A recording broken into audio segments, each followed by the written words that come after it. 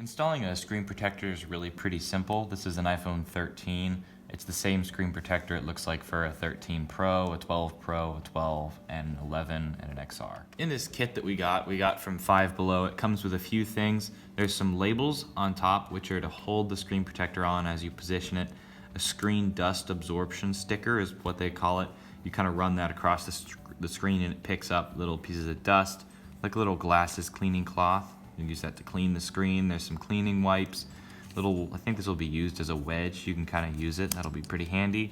And the actual screen protector itself. I'll use the cleaning wipes just to wipe it down first.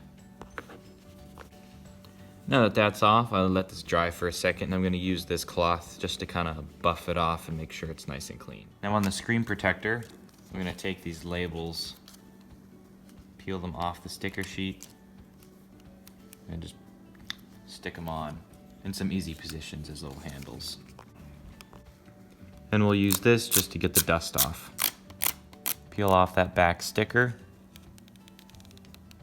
Now for the tricky part, which is getting all of this lined up correctly. Just take your time with it.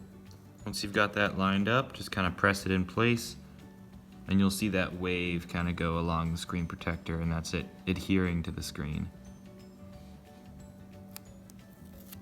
I'll pull off the tabs. I think the application went on really well. The margins around the phone look really nice, and there's no dust underneath the screen, except right up here near the cutout. It doesn't line up to the line there, and I think that's kind of what you get with a universal screen protector. It's probably better if you got one that was specifically for your phone, so it fits those more specific features.